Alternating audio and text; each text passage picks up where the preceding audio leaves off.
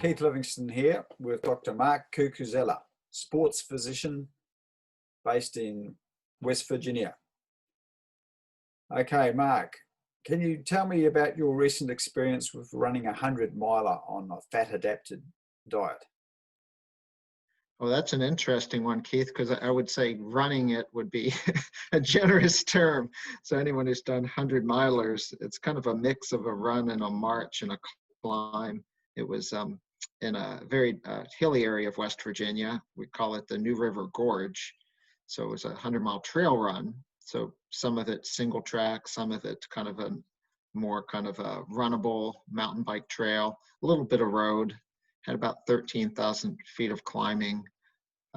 First time I'd ever attempted something like that. So I think we're all a little bit bored right now with the pandemic. So a couple friends decided to do it, and it seemed like a good idea at the time. Maybe famous last words if you're going to go on a long expedition. So yeah, that was about 4 weeks ago. My longest run before that, Keith, was a couple comrades. Where they call it the Comrades Marathon in South Africa. It's a 90K runs, up run and a down run. I've done both, mostly on road. So that's more of kind of a true run, not irregular terrain. And that one you start a little before sunrise and you finish when the sun is still up. So this one is you start a little before sunrise and you finish the next day. So different strategy.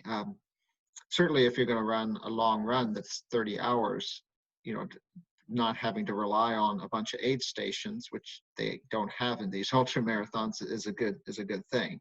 So being able to use body fat as fuel, I think most people who are proficient at ultra marathons, whether they are actually intentionally are doing it or not, most ultra marathoners tend not to be like your kind of recreational marathoners who line up with goo belts and things like that. They tend to be more like your wilderness hikers and hunters, who would, go out for a 4-hour run and maybe carry a little bit of water and have a flannel shirt. So they're probably like old school runners back in your day, Keith, where if you were going to meet up with your friends. Are you saying I'm old? Old school? No, old school. I'll go with yeah, old school. I'm old school too. Oh, Yeah, good. I was on the line last night with Colin Livingston in the UK and Rod Dixon and Lorraine were on there. We were talking a little bit about marathon training, and I asked them, when back in the day when you would go out for a 2-hour run, like you'd wake up and you would just go run, right? You didn't take gels or goos or anything like that. And they're like, well, of course not. No one told us we should. And then they'd come back and they'd have breakfast. So they were becoming fat adapted without understanding all the science. They'd wake up, they'd be fasted, they hadn't eaten since the night before, and they'd go for a run, and their bodies are making energy. And and Rod was saying until someone started like tightening the screws, so to speak, like these 20-mile runs, maybe the last 5 miles, John Walker might have been getting a little bit frisky or something, and they dropped the pace down to 5 minutes a mile. And then, then you start burning up the carbs pretty quick. But yeah, so I think most old school, most trail runners are a little more old school. They don't have a lot of fancy stuff and they don't have fancy nutrition. They might bring a little beef jerky on the trail. So my strategy for 100-mile run, not actually being trained to run 100 miles. I don't know how people really train for that. If you have a full-time job, I did a couple long runs on weekends and figured, just 40 years of running hopefully would get me through the day, just keep moving forward. Aid stations are about every 10 miles, and 10 miles on trail, you move about 4 miles an hour, at pace, good marching pace, slow running pace, maybe 5 miles an hour, slow at night, maybe 3 miles an hour if you're on single track, with a head torch at night. So that 10 miles between aid stations is, 2 to 3 hours, it's a good amount of time. So, yeah, so a lot of salt, so my fueling during that, it was 31 hours on the trail without any sleep. Took a little time at aid stations just to drink some broth, get warm, sometimes change a little clothes. So, yeah, the strategy I used, which worked, at least got me to the finish was certainly not a lot of free water. I think Tim Noakes has done the science on that. Like, you can't even calculate how much fluid you go through in that amount of time. So if you're drinking free water without electrolyte, and I use a product called UCAN Hydrate, Keith. It's a mix of sodium, potassium, a little magnesium. It's like a little straw, and I had a soft flask bottle, so I would put one of those little packets in each 500 milliliter flask, and that seemed to, that's pretty close, I think, to physiologic sodium. So I wouldn't drink a lot of free water. I'd have some coffee, just straight up coffee. I had 2 bottles for the electrolyte, and a third bottle, which I would put coffee or broth in. So if I wanted to take something hot, put it back in my pack, to go to the next aid station. So that was like the alternate fuel one. The others were just electrolytes. Along the trail, I actually had an app that that gives some fuzzy logic calculation of how many calories you burn based on your body weight and the number of steps and miles. So it estimated that I burned 16,000 calories during that. And I think anyone out there could imagine if you had to rely on calories ingested to get you through that. Have you ever eaten 16,000 calories in a day, Keith? Oh, when I was a teenager, I probably did. You probably did. Yeah, maybe so. I'm trying to think of what that would be, and running at the same time. But it probably wouldn't turn out too well. There'd be like a whole pizza like every hour, like full pizza, like, yeah, something like 1,000-calorie pizza. Did you eat pizza over there in Australia, right? The American pizza pies. That'd be like 2 Big Macs an hour. In McDonald's, we have them in the States. So your body just can't tolerate that or digest it. Like, your stomach would just go raw. So it's better not to need all that. So I probably averaged between, I kind of looked at everything I ate. I probably had about 1,500 calories for the 30 hours. And kind of eat when you're hungry, most of it being, you'd get to an aid station, like a good broth was good. I had friends on the trail give me some bacon and some guacamole, which is good. Bacon seems to be like rocket fuel. It just gives you some fat and protein. I did have, they were making some quesadillas at a couple aid stations. You eat food at these aid stations and ultras, they make meals, so they're like a thick cheese quesadilla with a lot of cheese, and they would have some sour cream and stuff. So I had a couple of those, but that was pretty much what I relied on.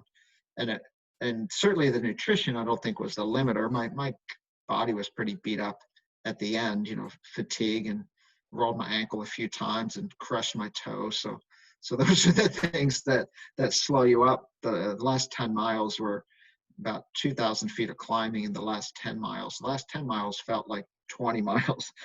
So yeah, it was interesting. You never know how it's going to go until you try it. But if you read about people who don't have a good day in these ultra marathons, the term, Keith, is, well, my stomach went. Have you heard that term for these runners? Maybe it happens in a marathon. They say their stomach went. Yeah, I've heard of it, yes.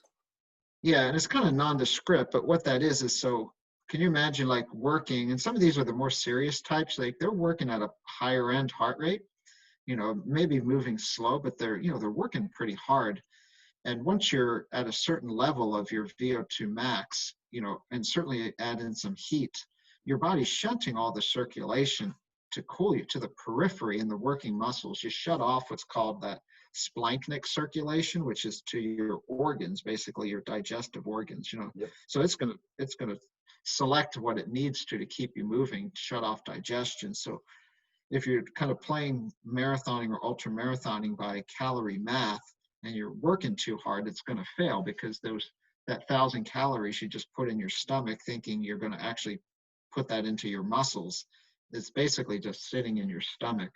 You hear that a lot with Ironman triathletes. They're trying to take in 600 calories an hour on the bike or something, and they're going at a heart rate of 170. And interesting thing I'd learned on that, Keith, with the heart rate, and probably helped me out, even digest. And I would average, maybe 50 to 100 calories an hour, something at an aid station. Didn't eat anything between aid stations, so I'd go 3 hours, I'd eat something at the aid station.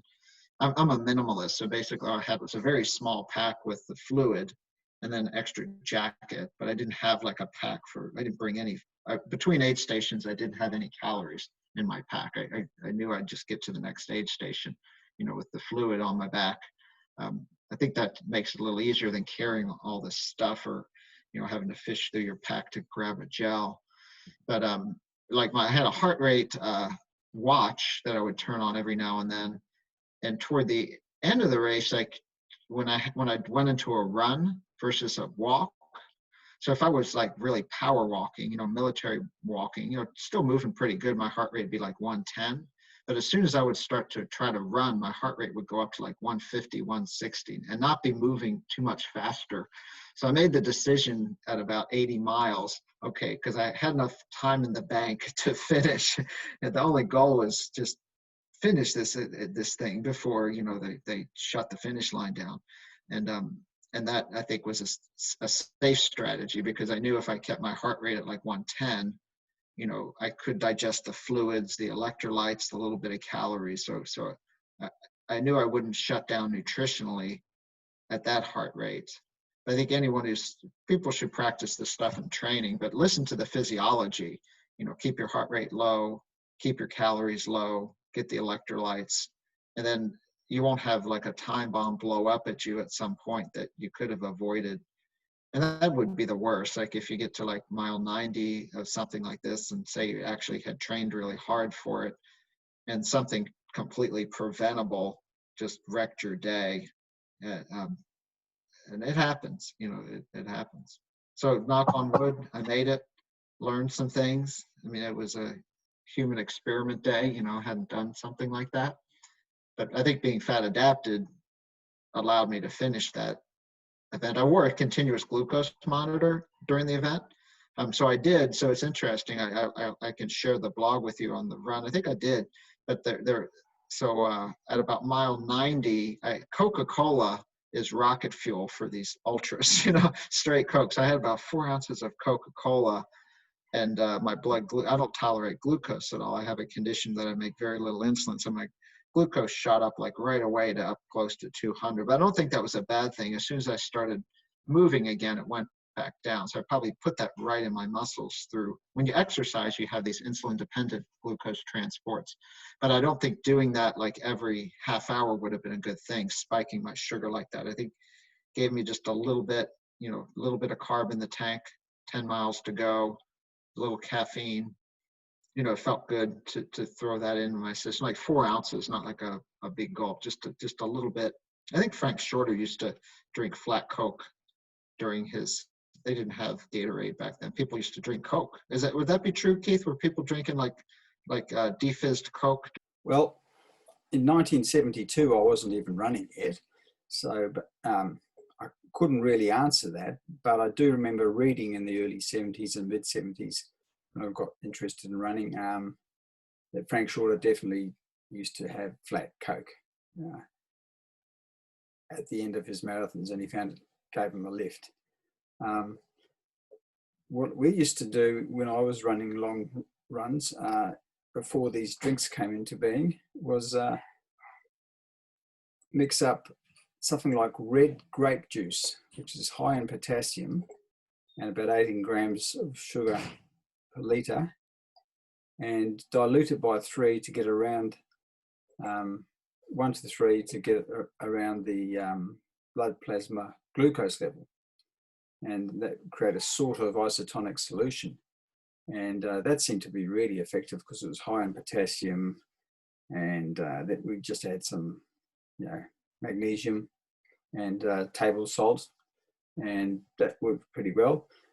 And other things we found worked okay were V8 vegetable juice, which had a lot of tomato.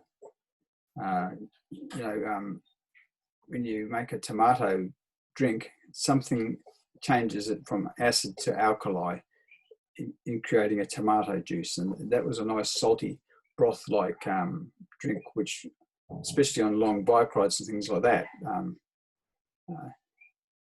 kept you going. Okay, thanks, Mark. That was Mark Cucuzzella, MD, sports physician, ultra endurance runner now. And an expert in metabolic health at the University of West Virginia.